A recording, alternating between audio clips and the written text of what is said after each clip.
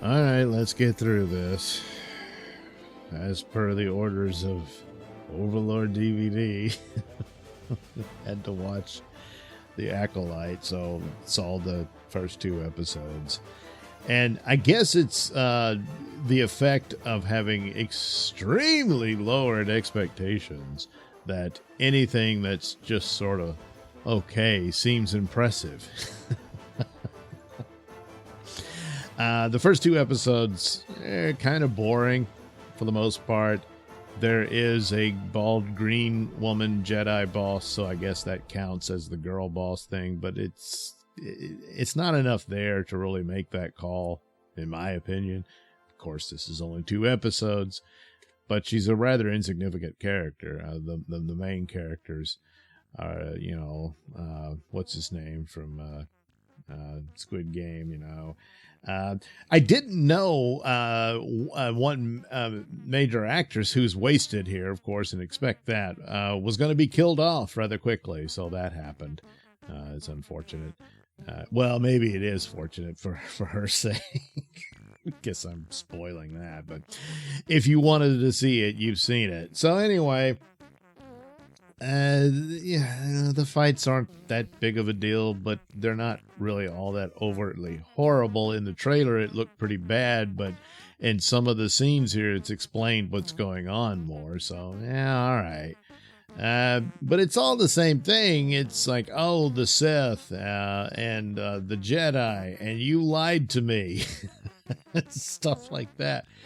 And the main character has a twin sister, and so it's another thing of twins and all that.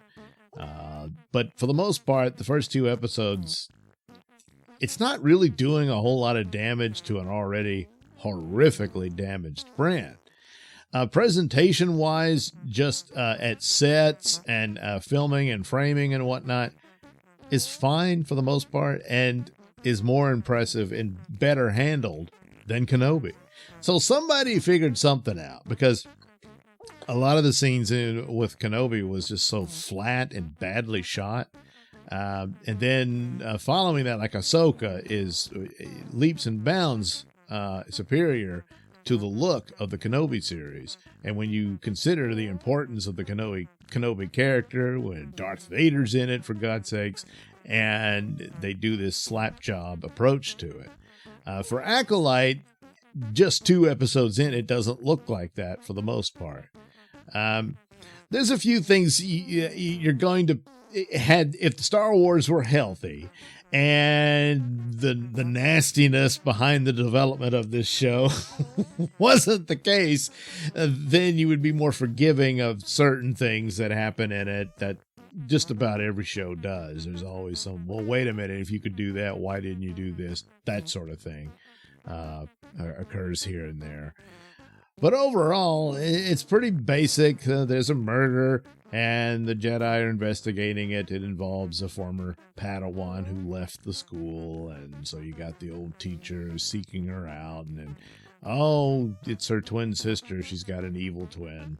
And, well, both of them were lied to one way or another. Something terrible happened in their past, and it involves the Jedi. So one of these Jedi did something really bad, apparently, or it's seen that way, what have you, and that's the setup. Now, just the 2 episodes, not much to really go on here. Not a whole lot to say, oh my God, this is horrible, or oh my God, look what it's done. There really isn't anything. Now, of course, I'm aware of people who have seen, I think, 4 of the episodes, and apparently the 3rd one delivers something rather devastating to the lore, apparently. In fact, Alan Ng from Film Threat was on WDW Pro, I think, or one of the shows. Sorry, it's all jumbles together sometimes. But nevertheless, someone asked him, well, are you saying it's like Last Jedi level Backlash? And he says, yeah, it could be. So I'm like, oh, great.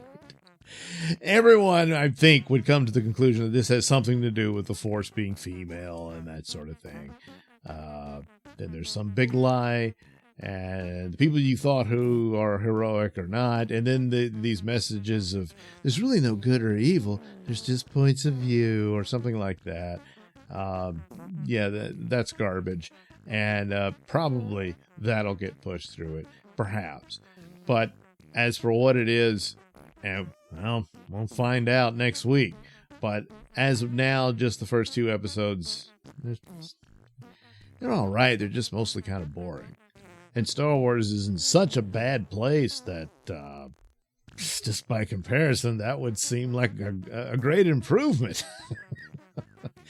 But I suspect something really awful will be done, narratively speaking, here to the lore of Star Wars, as one can expect. It's either sloppy crap or really lore and continuity violating nonsense. And I expect more of the latter. So anyway, there you go. The 2 episodes in, and much ado about nothing. It sets up its plot and whatnot. But the real judgment comes for the series in total. So anyway, there you go. You always know there's a problem when they precede it, rather than marketing it as some great new Star Wars show or adventure or whatnot. It's all about, well, there's so many bigots out there. There's so many sexists out, that kind of thing.